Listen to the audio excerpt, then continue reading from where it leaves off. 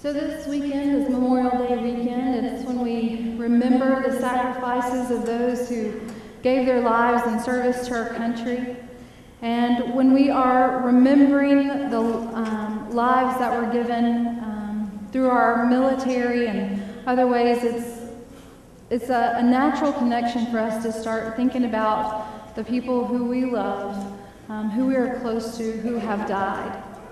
And when someone we love dies, it often feels like we've lost them because we can't hug them anymore, we can't see them, can't hear their voice, can't consult them on the things we're used to consulting with them on.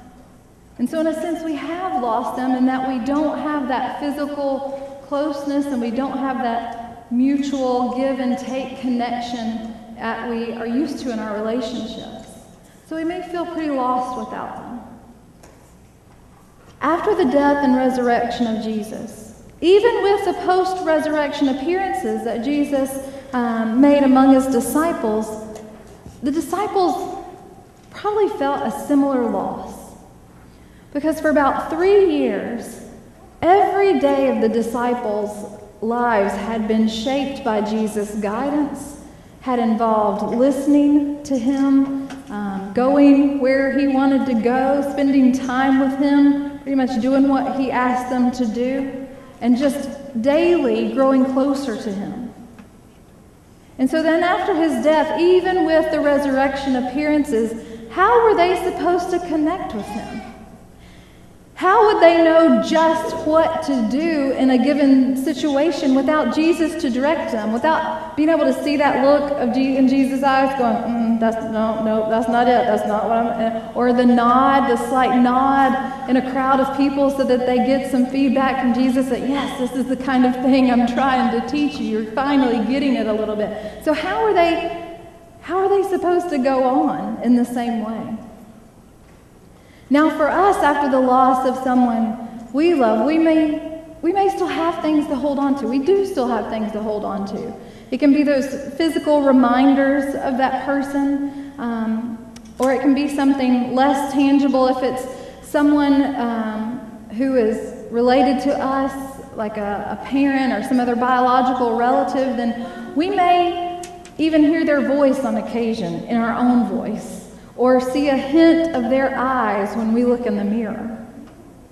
And for any person that we love, whether they're related to us or not, after their death, we can still hold on to some of the gifts that they have given us, some literal physical gifts that they've given us, but also just the habits or the traits that we shared with them, the familiar stories, the shared experiences that we've had with them. And we can still remember the words that we spoke with each other. And we can still hold on to those lessons that we either learned from them and from their stories or from our experiences together. The disciples, I'm sure, could claim some of those same ongoing connections with Jesus. But our Bible reading today in the Gospel of John lets us know that the disciples' ongoing relationship with Jesus was even more than that, even more than these kinds of gifts that we all are able to hold on to with the loss of a loved one. We're going to watch John chapter 21, verse 1 through 13 in a clip of a film from the Gospel of John.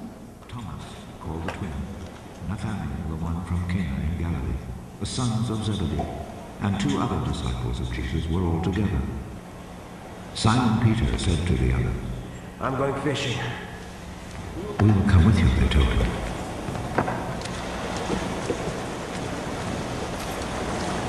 So they went out in a boat, but all that night they did not catch a thing.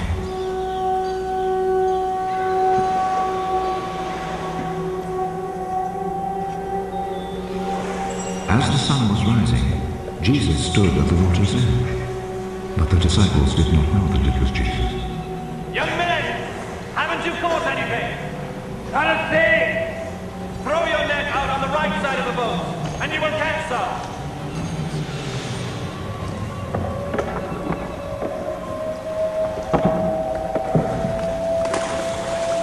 So they threw the net out and could not pull it back in because they had caught so many fish.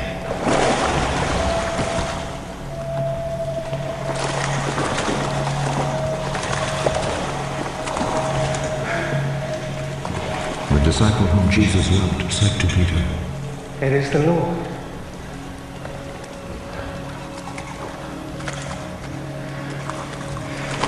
When Peter heard that it was the Lord, he wrapped his outer garment around him, for he had taken his clothes off, and jumped into the water.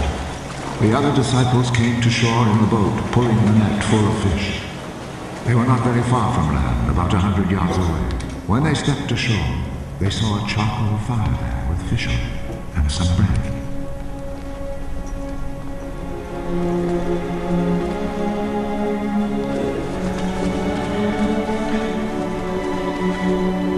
Bring some of the fish you've just caught. Simon Peter went aboard and dragged the net ashore full of big fish, 153 in all. Even though there were so many, still the net did not tear. Gather and eat. None of the disciples dared ask him why, because they knew it was the Lord. So Jesus went over, took the bread, and gave it to them. He did the same with the fish. This then was the third time Jesus appeared to his disciples after he was raised from death. So the disciples, this scene where they decide to go fishing, it's after the death and resurrection of Jesus, and Jesus has appeared to the disciples a few times at this point. But the disciples, they seem a little lost. They go back to doing what they know how to do. It's something that they knew that they could do without Jesus there. With or without Jesus, we can fish. It was what they were doing before they met Jesus. But this night, it doesn't work out. They catch nothing. And so this thing that they knew best and did best was a failure until Jesus shows up. I'm going to read verse 1 of this passage. It didn't come up real clear in the video, but I'm going to read John 21, verse 1. After these things, Jesus showed himself again to the disciples by the Sea of Tiberias, and he showed himself in this way. And then it tells the story of what we just watched. So the verb here, to show oneself or to reveal, it's an important verb in the Gospel of John. It's used a lot. It's associated with the revelatory dimension, the revealing part of Jesus' miracles, because the miracles that Jesus does in all of the Gospels, but especially in John, are not just about something amazing that Jesus is able to do, not just about showing power, but about revealing something of Jesus. In all of the miracles, something about Jesus is revealed. And so when we have this repetition of the verb here in the first verse of the story that says, Jesus showed himself again to the disciples, and he showed himself in this way, then that is a clue to us that the miracle story that follows this is an epiphany. It's a revelation of Jesus. And so it should be read in that way, as we need to look for what it is that Jesus is revealing about himself. So we're going to go through this passage and see what it is that's revealed about the resurrected Jesus in this story. Now, one of the repeating elements, another of the repeating elements in the Gospel of John is the contrast between light and dark. And so the disciples go out to fish when it is light or dark? Dark. They go out at night. And then as morning breaks, so now when it's light, who do they see on the shore? Jesus. And so we've got the darkness that is unfulfilled mission. And then when Jesus appears in the day, the beginning of the day, and the light, then they're able to accomplish their goal. Then they're able to catch some fish, more than their goal. And so you have Jesus, who earlier in the Gospel of John in his teachings is recorded to have said, I am the true light. And so here in this story, in the darkness, when they were fishing without Jesus, it's not fruitful, right? They get nothing for it. And then in the morning, in the light, with the direction of Jesus, then they're able to accomplish what they set out to do. So we see Jesus as the light.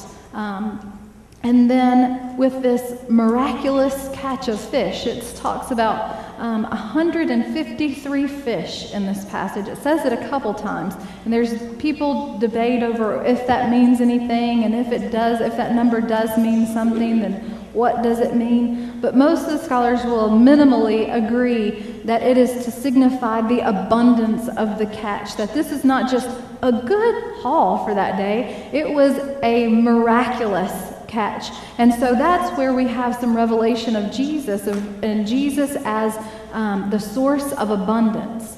Now, the first miracle story in the Gospel of John was at a wedding. Does anybody remember what happened at the wedding, that first miracle? What happened? Water to wine. Jesus, they ran out of wine at the wedding, and his mom was like, Jesus, they ran out of wine. He said, so? That's not my business. It's not my party.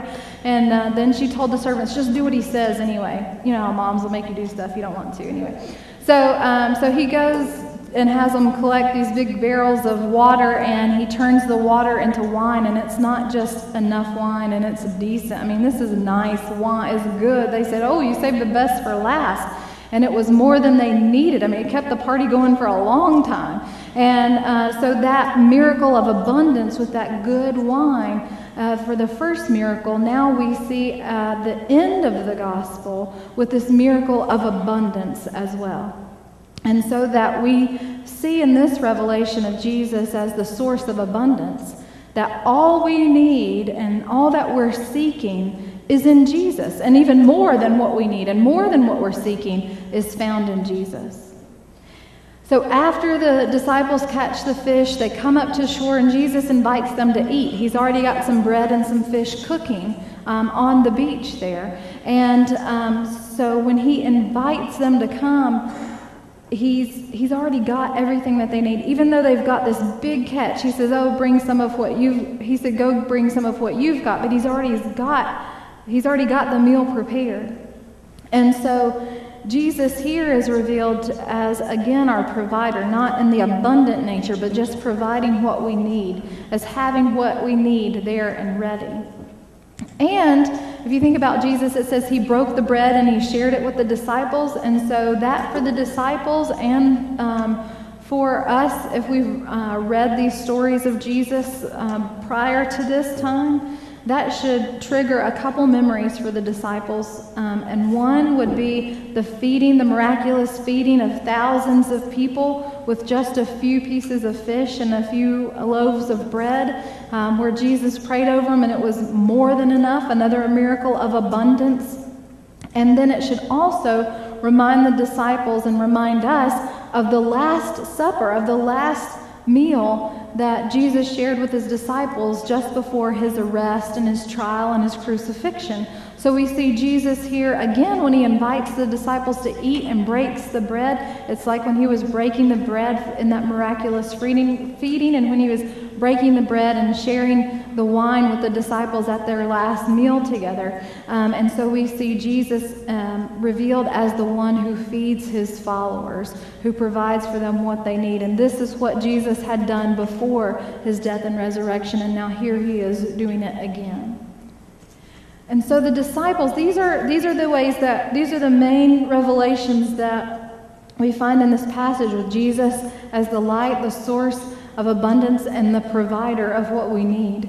So the disciples, when they encounter Jesus, they don't recognize him because of his unmistakable physical appearance. Because even when they first see him, he's out on the shore, and they're about 100 yards away, I think it said, in the boat, and so they couldn't see him up close.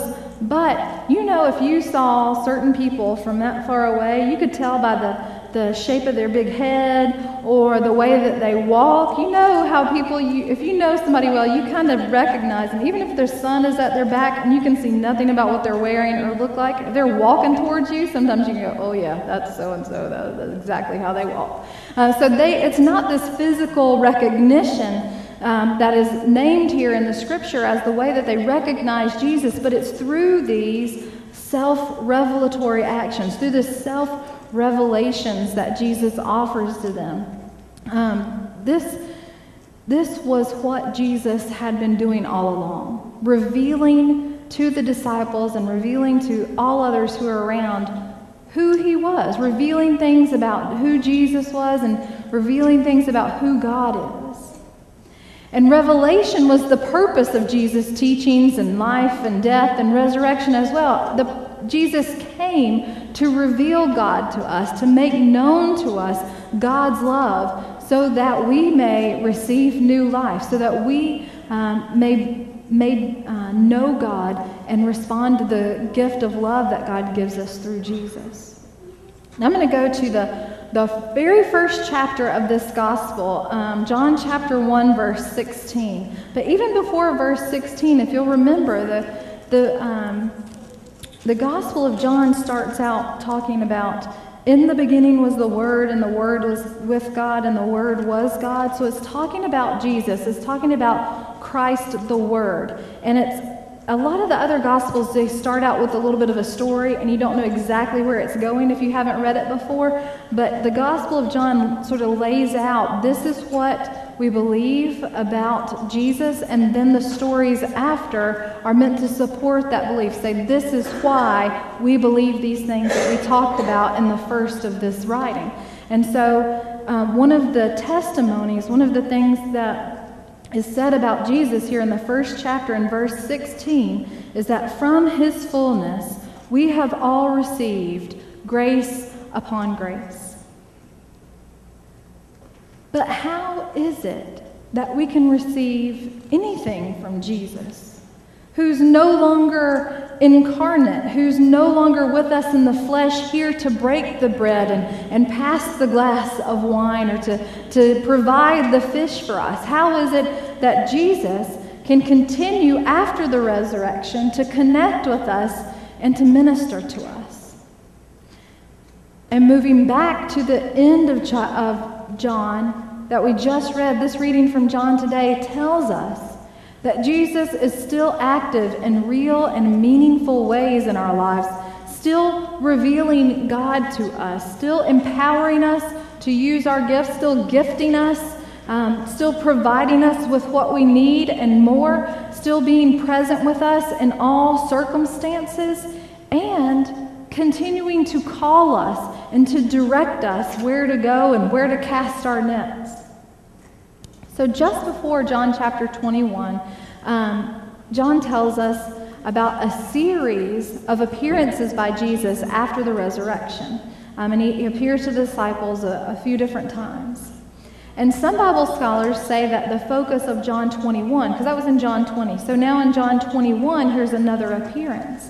But some Bible scholars will say that the focus of John 21 moves us away from, not away, but beyond Jesus' resurrection to the future. It's the future that Jesus spoke about with his disciples at that Last Supper together, about what was to come and what would be, trying to prepare them for the changes that would happen and the pain and the distress that would take place. And so this chapter moves us away just from the resurrection appearances to invite us to envision how the community of disciples can continue to experience Jesus' post-resurrection, post-glorification presence and carry his work forward. So it helps us, along with the first disciples, to figure out how in the world do things work for the disciples of Jesus when Jesus isn't physically present with us anymore. How does that work out? So here in John 21 again, Jesus invites the disciples to come eat with him. But then he says for them to bring some of the fish that they have caught. And so it says Peter goes back, which is good because he abandoned them in the boat and just left them to bring the fish and swam off. So it's good that he's the one who has to drag the thing up the shore probably. So he goes back and pulls the net up to where he can get some of the fish out. And he brings it back. So this particular story here, Jesus has provided the catch, has shown them, told them where to throw their nets, and has provided this miraculous catch, but then sent Peter to do the physical labor of pulling it in. This particular part of the story and the whole chapter here in 21, really, it points to a relationship of ongoing cooperation and connectedness between Jesus and the disciples of Jesus. So that our work of living as the children of God and our work of fishing for people is done with Jesus, in connection with and in cooperation with Jesus. Jesus calls us down the paths that he wants us to follow, where we will receive opportunities to learn, receive opportunities to grow as disciples, and opportunities to fish for people. So our part in that is that we open ourselves to hear that calling and that we respond to that call and respond to the direction that Jesus gives us. And then we also are to extend that offer of grace and unconditional love that we have received from God. We are the ones who offer God's grace and forgiveness to the people that we encounter along the way. So Jesus calls us and points out where the fish are and tells us which direction to go and where we're to cast our nets. But we are the ones who have to throw the net out and physically haul it back in. We are the ones who share through our words, through our personal stories of faith and transformation, and through our lives, through the things that we do, through the ways that we live. We are the ones called to share the good news of new and abundant life with Jesus. And so the question for us today, and the question for us always, is whether we will open ourselves to initially even hear God's calling and to receive the direction that Jesus offers us. And also, and finally, whether we will respond to what Jesus calls us to do. Let's have a time of prayer.